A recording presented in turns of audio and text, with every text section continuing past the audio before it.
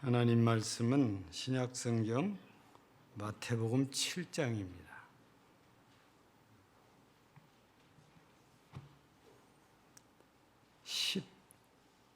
10쪽 아니면 11쪽 마태복음 7장 16절에서 21절까지 봉독해 드립니다.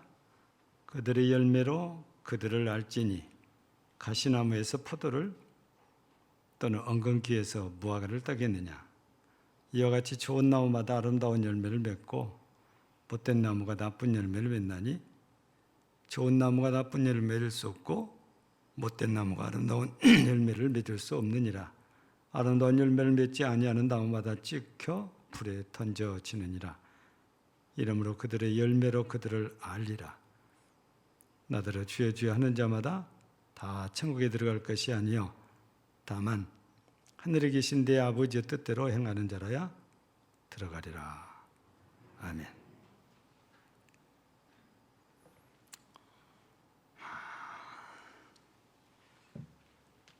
우리 교회 조경을 해놓은 터에 유실수가 있어요. 유실수.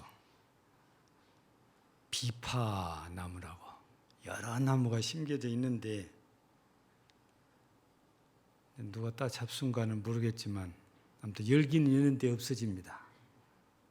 근데 또 여는 나무도 있고 또 안 여는 나무도 있고 그러더라고요. 근데 금년에 누가 무화과 나무가 있어야 된다 그러니까 강장로님이 무화과 나무를 모종을 갖다 심었어요. 근데 그게 밭에서 몇 년 키워 갖고 왔는지 올해 열매가 열었어요. 9개가 열렸는데 지금 1개 남았습니다. 김경희 권사님 따 잡쌌어요? 누가 따먹은지를 몰라요. 분명히 갈 때 제가 따먹을 때가 다 됐다. 근데 그러고 잊어버리고 와서 보면 없어져 본 거예요. 그래도 착한 남옥자 권사님이 하나 따가지고 보관했다가 저를 주어서 저희 부부가 반으로 다 공평하게 나와갖고 지난 주일날 먹었어요. 근데 이상한 것은 남옥자 권사님 집에도 이렇게 큰 뭐가 나와 있는데 나무 잎사이에 열매는 달렸는데 크지를 않아요. 제가 그랬어요. 그거 못 먹는다 그랬더니 아닌데 먹는데요. 찬바람 나면 안 익어요. 그래서 좋은 말로 할 때 우리 교회 거 잘라다가 다시 심으시오. 그래야 저렇게 빨리 열고 탐스럽게 커요. 나무는 목적이 있잖아요. 심는 목적이. 이렇게 열매가 목적인 나무라고 우리가 실수라고 그러잖아요. 근데 복이 한 목적으로 심은 나무를 우리가 간상수라고 그러잖아요. 목적에 따라서 나무 품종들이 이렇게 달라지죠.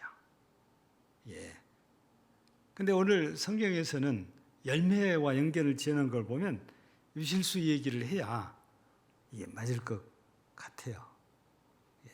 근데 여기 성경에서는 아름다운 열매와 나쁜 열매 두 가지로 표현이 되어 있어요. 근데 이게 나무 이야기 같은데 실은 사람 얘기인 것 같아요. 왜냐하면 그 열매로 그들을 알지니 그들을 알리라 이런 걸 보면 그래요. 우리 쉽게 말하면 그 열매로 그 나무를 알지니 그래야 나무구나 이렇게 하는데 그들을 알지니 하는 걸 보면 나무 얘기지만 이게 사람들 얘기구나 이렇게 우리가 좀 이해를 할 수 있는 거거든요. 근데 이 얘기는 당시에 우리 예수님께서 산상보훈의 마지막 부분에서 이렇게 주신 거잖아요. 그러니까 지금 12제자를 비롯해서 많은 예수님을 추종하는 세력들과 함께 항상 트집 잡기에서 와 있는 서기관, 바리새인들도 다 듣고 있어요. 실은 여기 열매가 나쁜 열매를 맺었다고 하는데 여기 이 사람들은 서기관이나 지금 바리새인들, 곧 유대인들을 염두하고 있는 거지요. 이걸 듣는 서기관이나 바리새인들이 아니까 속이 막 부글부글 끓지요. 자기들을 빗대서 하는 얘기니까. 근데 여기에서는 열매가 있어야 되는데 아름다운 열매가 있어야 된다 하는 게 지금 강조되어 있어요. 근데 나무는 열매가 이렇게 맺혀야 될 나무가 나쁜 열매 맺히는 경우가 있고 좋은 열매가 맺히는 경우가 있고 맺혀야 되는데 안 열리는 경우도 있어요. 여러분 누가복음 13장 6절에서 9절을 보면 포도원에 비유 있잖아요. 포도원을 만들었어요. 그리고 포도나무를 다 심어서 가꾸는데 어떻게 무화과나무를 심었던지 그 포도원에 무화과나무가 무성하게 자라요. 근데 우리 교회는 1년 만에 열매를 따먹었는데 성경에는 3년이 돼도 열매가 안 나는 거예요. 그러니까 주인이 그 포도원을 관리하는 사람에게 가지고 이거 찍어버려라. 이 열매도 열지 않는 나무 땅만 차지하고 있는데 찍어버려라. 그러니까 이 가원지기가 뭐라고 합니까? 금년만 그대로 두소서. 내가 두릅하고 거름을 많이 줄 테니까 내년에 열매를 맺으면 좋거니와 내년에도 열매가 없으면 그때 찍어버리소서. 이렇게 얘기 나왔거든요. 열매가 없는 나무는 찍는다고 그러는데 오늘 19절에서는 아름다운 열매를 맺지 않는 나무도 찍어서 불에 던진다는 겁니다. 열매가 없어도 찍혀서 불에 던져지고 나쁜 열매를 맺혀도 찍혀서 불에 던져진대요. 아름다운 열매를 맺혀야 좋은 열매를 맺혀야만 보호를 받아요. 성경을 보면 이렇게 열매 얘기가 나오는데 또다시 한 군데 더 살펴보면 이사야서 5장에 보면 포도원 얘기가 거기도 또 나와요. 1절부터 7절까지. 근데 거기도 주인이 포도원을 만듭니다.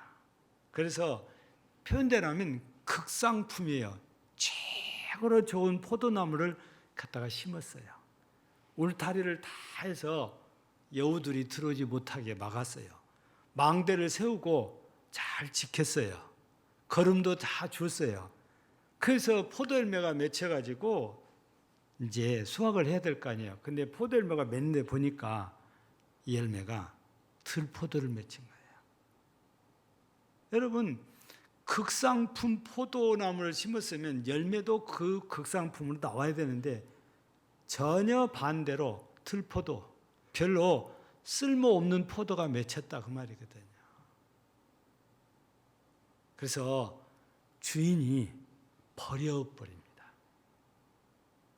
근데 7절에 가서 보면 이 들포도를 맺혔다고 했을 때에 포도를 맺혔다고 할 때 이걸 설명을 해놨어요.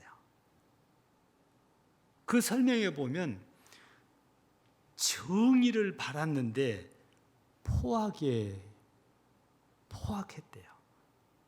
공의를 바랐는데 부르짖음이 나왔대요. 우리 성경에는 그렇게 표현이 되어 있습니다. 근데 이 부분을 여러분들이 이해를 돕기 위해서 제가 설명을 조금 드리면 그래요. 여기 정의라는 말은 히브리어로 미시파트라고 되어 있어요. 미시파트. 근데 포악이란 말이 참 신기해요. 비슷해요. 미스파흐. 이게 미스파트하고 미스파흐하고 너무 비슷한데 뜻은 완전히 달라요.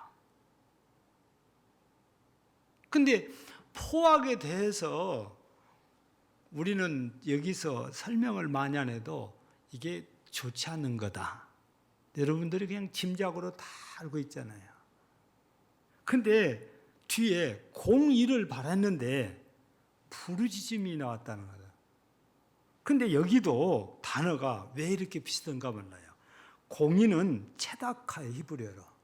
근데 부르짖음이라고 된 단어는 체아카로 돼 있어요. 단어를 보면 너무 흡사한데 그 속에 들어있는 의미는 너무 달라요. 여러분, 부르짖음이니까 우리가 그냥 깊이 생각하면 기도했겠구나 이렇게 쉽게 생각을 할 수 있는데, 실은 너무너무 억울하고 원통해서 속에서 막 울부짖는 그거를 체악하라고 그런대요. 공의가 이루어지는데 공의가 없어요. 그러니까 힘이 없는 사람들은 너무 억울해요. 너무 가슴이 터지려고 그래요. 그러니까 하나님 앞에서 막 울부짖는 이 소리, 이거를 부르짖다, 이렇게 우리 성경에는 표현을 해놨단 말이거든요. 하나님이 바라는 것이 그런 거 아니잖아요. 모두가 함께 잘 사는 거 원했어요. 근데 힘 있는 사람은 잘 살고 힘 없는 사람은 너무 어려운 거예요. 그러니까 속에서 이런 게 올라온 거잖아요. 정의가 이루어지려는데 힘 있다고 많은 사람들 정의를 없애버리고 포악하게 독재를 하고 있는 걸 빼앗고 사람을 죽이고 피 흘림이 막 일어난 거예요. 들포도를 맺혔다는 것이 우리는 그냥 포도 그냥 안 좋은 종류 포도 맺혔구나 이렇게 생각할 수 있는데, 7절을 가서 보면 이렇게 설명을 하는데 이렇게 설명해 놨어요. 그러니 하나님께서 그거를 어떻게 다시 돌보겠어요? 그냥 버려버리는 거지.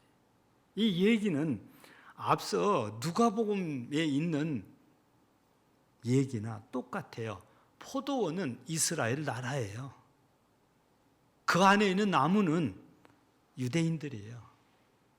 하나님께서 기대했던 선민들이 이런 좋은 열매 맺어야 되는데, 아름다운 열매 되는데 나쁜 열매, 포악한 열매, 남을 어우르게 해서 원통해서 못 살게 하는, 이런 우물짓게 만드는 이런 열매나 맺혔으니 하나님께서 기뻐하실 리가 없잖아요.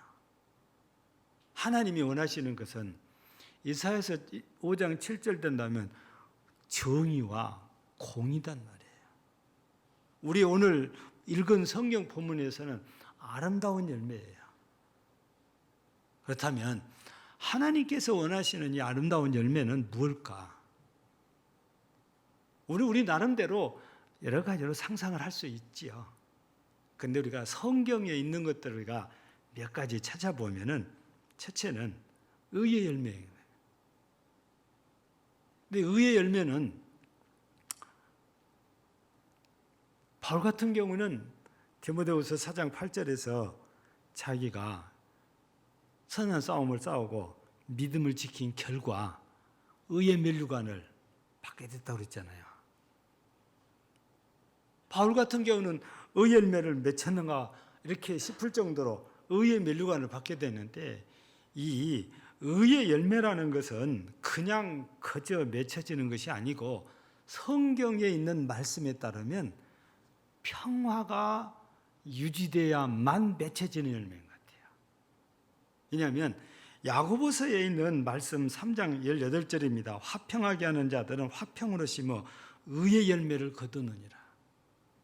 모두가 서로 화목해야, 평안해야 이 의의 열매가 맺혀진다는 거죠. 서로 싸우고 다투고 갈라서고 등지고 이간질하고 이런 거는 의의 열매가 맺힐 수 없다는 거죠. 그래서 시편 기자는 화평과 의를 이렇게 표현합니다. 서로 입맞추었다. 시편 85편 10절을 보면 의와 화평이 서로 입맞추었으며, 그러니까 이 의의 열매라는 것이 그냥 맺혀지는 게 아니라 화평한 그런 가정, 화평한 교회, 화평한 사회, 화평한 나라 돼야 요 의의 열매가 맺혀진다는 거잖아요. 그래서 야고보서 3장 18절에서 화평으로 심어서 의의 열매를 거두게 되는 거잖아요. 하나님이 원하시는 것은 결국에 의의 열매라고 제가 이렇게 얘기했지만 실은 온 세상이 화평한 거예요. 누구는 힘이 있어서 위에서 권세를 부리는 것 아닙니다. 모두가 함께 화목하게 잘 사는 것. 우리 예수님께서도 십자가에서 속죄 제물만 되신 것이 아니고 화목 제물도 되어 주셔서 하나님과 우리 사이를 화목하게 했잖아요. 죄를 십자가의 보혈로 다 제거하시고, 결국 의의 열매를 맺어야 한다는 것은 우리 모두가 화평해야 된다, 화목해야 된다, 이 말씀을 이렇게 주신 거지요. 두 번째는 우리가 또 말만 들으면 잘 알아요. 예배소서 5장 9절에 보면 빛의 열매가 나와요. 빛의 열매. 빛의 열매를 맺혀야 하는데, 빛의 열매는 세 가지를 해야 맺혀진대요. 하나는 착해야 돼요. 두 번째는 의로워야 돼요. 세 번째는 진실해야 돼요. 그러니까 착함과 의로움과 진실함이 나와요. 착함은 우리가 그냥 선한 건데 왜 착함이 빛의 열매와 관계가 있겠어요? 우리 오늘 마태복음 7장을 봤는데 5장에 보면 13절은 너네 세상의 소금이다, 14절은 너네 세상의 빛이다 그러잖아요. 근데 이 빛 얘기를 하면서 빛은 온 세상을 밝히기 위해서이기 때문에 절대 말 아래 두지 말고 등경에도 두라 해놓고, 그게 15절이에요. 근데 16절에 가서 보면 뭐라고 그래요? 너희의 착한 행실로 사람들로 하여금 하나님 아버지께 영광을 돌리게 하라 그래요. 우리의 착한 행실이 안 믿는 사람들도 하나님께 영광을 돌리게 한다는 거거든요.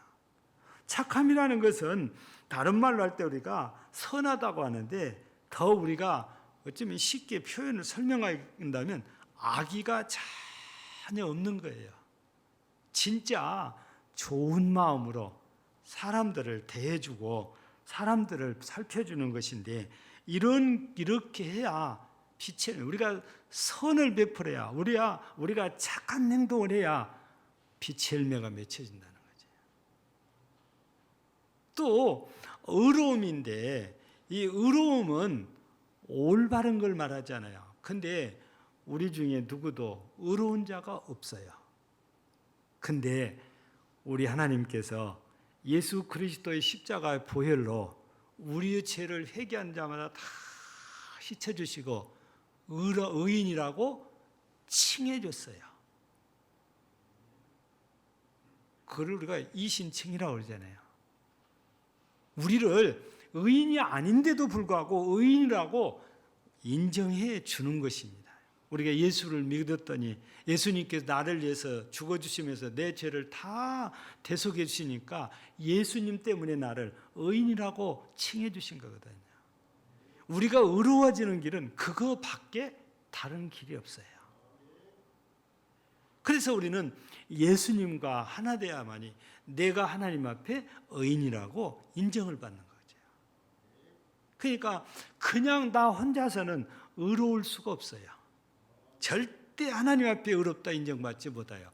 예수님과 내가 연관이 되어져야 돼. 예수님과 관계가 맺어져야 돼. 내가 예수 안에 들어가고 예수님이 내 안에 오셔서 예수님과 연합되고 내가 예수의 보혈로 씻음받아야 하나님 아버지가 나를 의롭다, 그렇게 인정을 해주시는 거잖아요.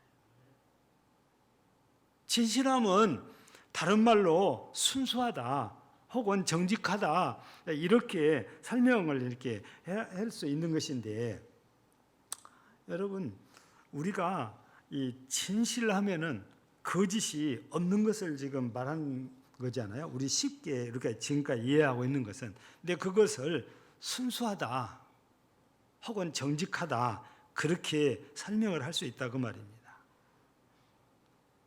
여러분, 왜 다윗이 그렇게 하나님께 은혜를 입고 복을 받았죠?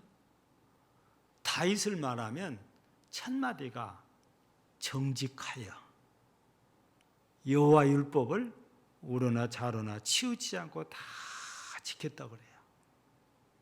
진실하다 그 말입니다. 그러니까 거짓 없이 하나님의 말씀을 지켰더니 하나님께서 그것을 보시고 다윗에게 그렇게 은혜를 내리시고 복을 내려주신 것은 목동에서 이스라엘의 왕이 되고 그 허리에서 메시아가 탄생하는 은혜를 주셨던 거지요. 여러분, 우리가 절대 다른 마음 없이 순수한 마음으로 그냥 말씀을 계산 없이 순종하면 하나님께서 그걸 우리에게 귀하게 보아주시는 거예요. 그럴 때 빛의 열매가 맺혀진다고 말해요. 내가 이 말씀을 순종하면 하나님께서 내게 뭘 주시겠지? 계산이 아니에요. 그냥 하나님이 말씀하셨으니까 그냥 순종해요. 그게 정직하게 순종하는 거지요. 그게 거짓 없이 순종하는 거예요. 계산이 들어가면 그때부터서는 거짓이 들어가요. 위선이 될 수가 있어요. 그래서 우리 에베소서 5장 9절에서 말씀하시는 이 빛의 열매는 착하고 의롭고 진실해야만이 맺혀지는 열매. 이게 아름다운 열매예요. 또 세 번째는 누구나 다 잘 아는 게 갈라디아서 5장 22절 23절에 보면 무슨 열매가 나오지요? 성령의 열매가 나온단 말이죠. 성령의 열매는 성령으로 말미암아 맺혀지는 열매인데 이 아홉 가지를 얘기를 하잖아요. 그 9가지 중에 첫 번째가 사랑인데 이거는 고린도전서 13장에서 너무너무 말씀을 잘 하세요. 사랑이 뭔지. 근데 하나님께서 우리에게 말씀을 때 성령을 통해서 맺힌 첫 번째 열매가 사랑인데 사랑의 열매는 예수님께서 십자가에서 보여주신 거예요. 희생이 아니면 나의 수고가 없으면 절대 맺혀지지 않는 열매. 내가 누군가를 사랑한다면 내가 희생하고 수고해야만이 사랑의 열매가 맺혀져요. 그냥 입으로만 나 당신 사랑합니다 해서 되는 것이 아니에요. 하기야 우리나라 사람들은 입으로도 말을 잘 안 하니까 문제지만 근데 진짜는 입으로 해서 되는 것이 아니고 우리가 행동으로 보여야 되는 거잖아요. 사랑은 혼자 하면 짝사랑인데 주님이 말씀하신 사랑은 피차 사랑이에요. 서로 사랑이잖아요. 그게 세 계명이지 않습니까? 요한복음 13장 34절에 하면은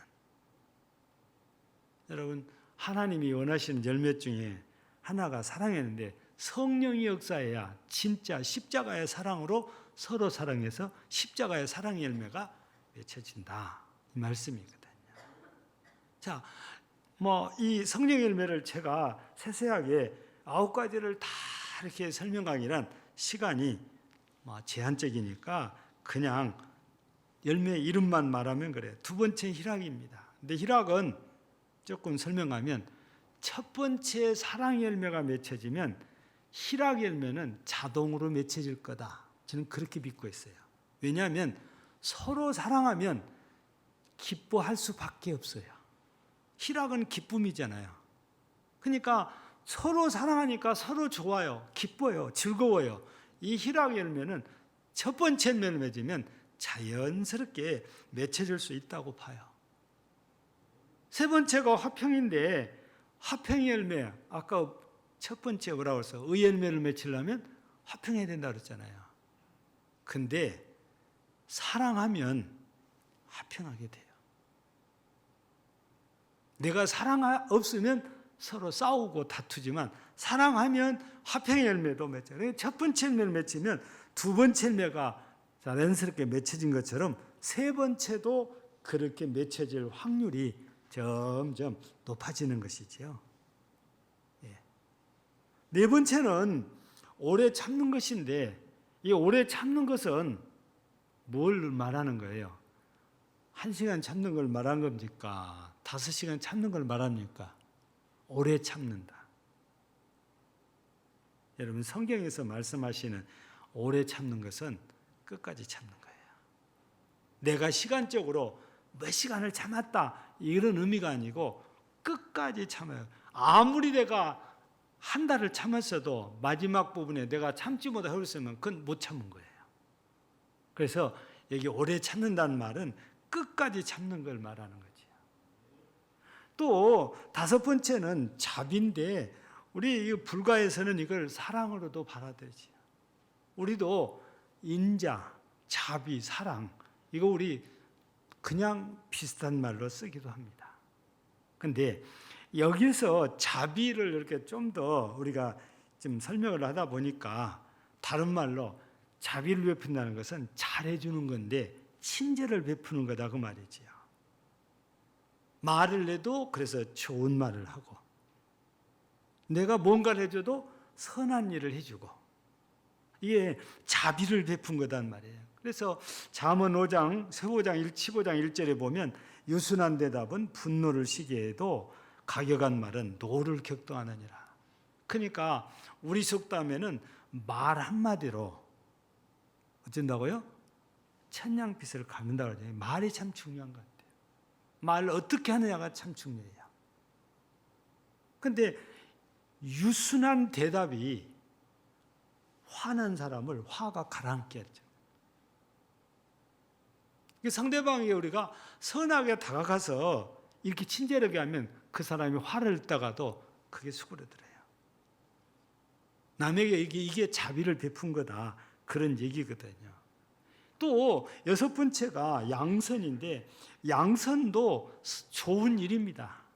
아주 좋은 일인데 이 좋은 일이 우리는 구제라고 생각을 많이 해요. 틀린 말이 아니고 맞습니다.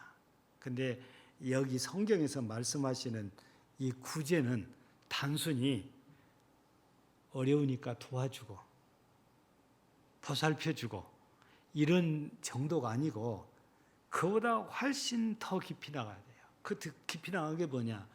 육신의 조금의 불편한 것만 도와주고 끝나는 것이 아니고 예수 그리스도의 복음을 전해줘서 그분이 죄에서부터 구원받게 해주는 거야.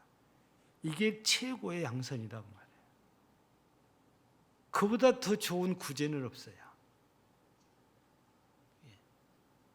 이런 것들이 성령의 열매고 일곱 번째는 충성이라고 되어져 있는데 여러분 한자로 충성했을 때에 충자가 가운데 중자하고 마음 심자하고 합해졌다고 그러잖아요. 그러니까 마음 중심으로부터서 해야 이게 충성이라고 해요. 그 틀린 것은 아니고 맞는 말씀이지요. 그래서 하나님의 말씀인 성경이 진짜 한자로 표현이 잘 돼 있다고 그래요. 한자를 공부하면 그 한자로 된 성경을 보면 말씀의 뜻을 이해하기가 진짜 쉽다고 그래요. 근데 우리말은 애매하게 번역이 돼서 좀 곤란할 때도 있긴 하지요. 근데 저는 이 충성이라는 것이 뭘까? 제 나름대로 기도하면서 이렇게 생각하는 것은 뭐냐? 충성이란 진실한 마음으로 하나님의 말씀에 끝까지 순종하는 것. 저는 그게 충성이라고 그래요. 마지막까지 순종하는 것. 중간에 우리가 마음이 변심했으면 앞에서 아무리 잘했다 해도 소용이 없어요. 그래서 우리가 하나님께 충성한다 하면 처음부터 끝까지 똑같은 마음으로 마음 중심을 다하여 진심으로 순종했을 때에 충성했다. 이렇게 할 수 있는 거예요.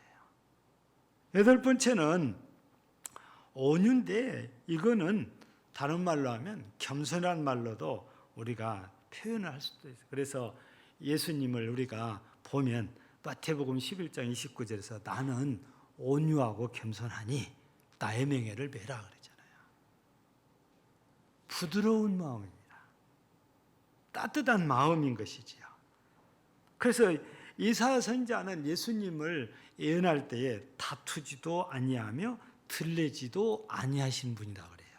절대 싸우거나 화를 내거나 그러질 않는 모든 사람을 대할 때 부드럽게 유순하게 겸손하게 대해주시는 분. 우리가 이 빌립보서 2장 5절에 있는 말씀 너희 안에 이 마음을 품으라 곧 그리스도 예수의 마음이었을 때 바로 그 마음이 예수님 마음이니까 온유하고 겸손한 마음이지요. 예. 그래서 우리 그리스도인들이라면 이런 온유한 마음을 품어야 예수님을 닮은 것이 되지요. 마지막 9번째는 절제인데, 이 절제는 자기 자신을 억제하고 제재하는 거거든요. 하고 싶은 말도 참고, 가고 싶은 것도 주일날 참고, 하고 싶은 일도 주일이니까 참고, 이걸 내 자신을 절제하는 것, 제재하는 것. 근데 이 8가지를 잘 했는데 마지막 9번째 절제를 못하면 성령의 열매가 그냥 다 무너져요. 다 쌓아 올라갔다가 끝에서 와르르 무너져요. 우리 속담에는 그런 말이 있잖아요. 다 된 밥에 뭐가 떨어진다고요? 그럼 어떻게 돼요? 낭패잖아요. 어떻게 그 밥을 식구들을 떠서 드려요? 절제가 안 되면 꼭 극격이다 그 말이에요. 그래서 성령의 열매가 하나님께서 말씀하시는 아름다운 열매라고 할 수 있는 거예요. 마지막으로 한 가지만 잠깐 언급을 하면 의인의 열매인데, 이 의인의 열매는 다른 말로 바꾸면 전도의 열매라고도 이제 할 수 있어요. 바울 사도가 로마에 가기를 그렇게 사모했잖아요. 그래서 우여곡절 끝에 로마에 도착을 했어요. 로마에 가니까 유대인들이 몰려 들어왔어요. 그래서 새방에 몰려온 유대인들에게 복음을 전합니다. 그런데 바울이 무슨 말이에요? 너희 중에서도 구원받은 다른 이방인들처럼 열매를 맺게 하려고 내가 로마에 오고 싶었다. 그러니까 복음 전해서 당신도 예수 믿고 구원받게 하려고 나가 이렇게 로마에 오기를 소원했다. 그런 얘기거든요. 여러분, 우리가 성경을 보면 이 전도하는 것이 바로 의인의 열매를 맺는 것인데, 잠언에서는 11장 30절에 보면 의인의 열매는, 의인의 열매란 말을 제가 만들어낸 거 아니에요. 지금 제가 드리는 이 열매 이야기는 다 성경에 다 있는 거잖아요. 생명나무라 지혜로운 자는 사람을 얻느니라. 그러니까 전도에서 사람 얻는 것이 의인의 열매를 맺는 것이지요. 여러분, 되돌아보면 우리도 나도 의인의 열매예요. 누군가에게 열매, 누군가에게 내게 전도를 했으니까. 저를 교회에 다니도록 전도해 준 사람은 지금도 살아 있습니다. 굴에 가면 그리스텔 모텔이라고 있는데 그거 하다가 지금은 그 앞에다가 이 아파트라고 하기는 좀 너무 규모가 적은데 그 산수유 이름을 땄던데 집을 지어가지고 분양을 다 했더라고요. 작년에 이맘때가 보니까 집 몇 채만 남고 다 분양이 됐다고 그래요. 왜 거기를 가봤냐면 구례가 수해가 났잖아요. 그래서 내가 아는 사람이고 그냥 관계로 보면 나 전도한 사람 정도가 아니고 여갓집으로 따져 우리 어머니 친정적인 여갓집으로 따지면 저한테 조카뻘이 돼요. 근데 나이는 80이 넘었어요. 이분이 월남전에 참여했다가 돈을 벌어갖고 와서 구례읍에다가 그때 당시에는 2층 건물을 지었는데 이게 40년 전이니까 대단한 거였어요. 그게 가지고 예식장을 했는데 때를 잘못 맞춘 것 같아요. 너무 빨라. 예식장이 안 돼. 이게 그리고 애를 먹었는데 나중에는 그래서 낙원수퍼라고 슈퍼마켓을 했는데 우리 아버지가 시장만 되면은 내려가지고 그 집에 파고 살아요. 네 때문에 우리 아들 배려뺐다는 거예요. 아니라고 그래도 당장에 아버지 눈에 보면은 저래 갖고 어떻게 밥 먹고 살겠냐 그거예요.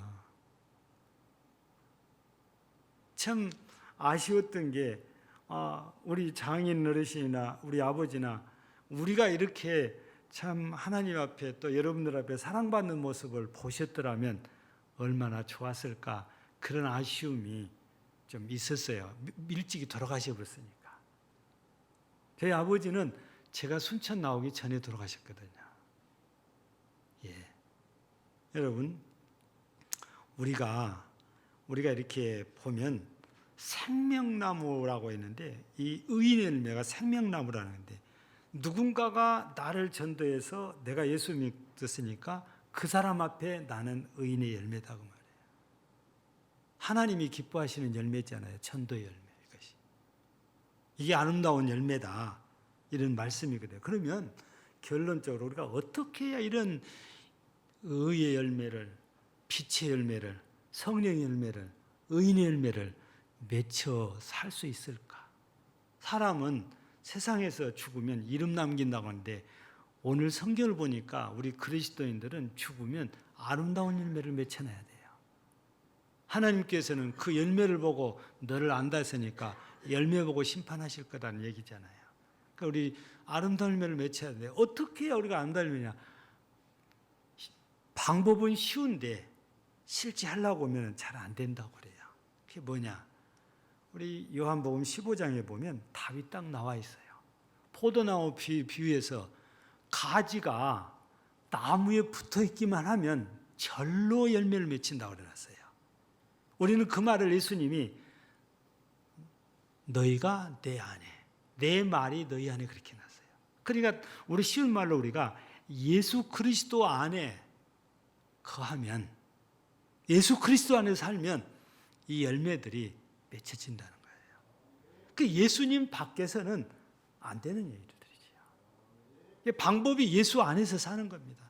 예수님과 함께하는 것입니다. 다른 말로는 주님의 말씀 따라 사는 거죠. 사랑하는 우리 금당제일교회 성도 여러분, 다시 한번 말씀드립니다. 그들의 열매로 그들을 알리라.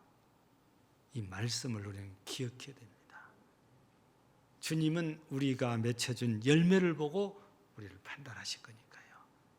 이왕이면 우리 열매 맺는 삶을 사는데 주님이 기대하시는 아름다운 열매를 맺혀서 주님 앞에 기쁨과 영광이 되어지기를 주의 이름으로 축복합니다. 하나님 우리 아버지 감사합니다. 8월 한 달을 지켜 여기까지 인도하신 하나님께 감사드립니다. 이제 틀에는 곡식들이 익어가고 있고 가수원에는 과일들이 익어가고 있는 참 보기만 해도 탐스럽고 보기만 해도 부자다 할 정도로 우리 마음이 풍성해집니다.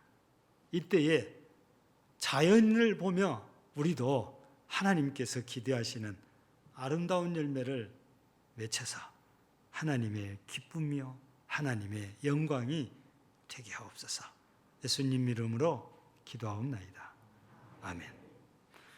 597장 찬송드립니다.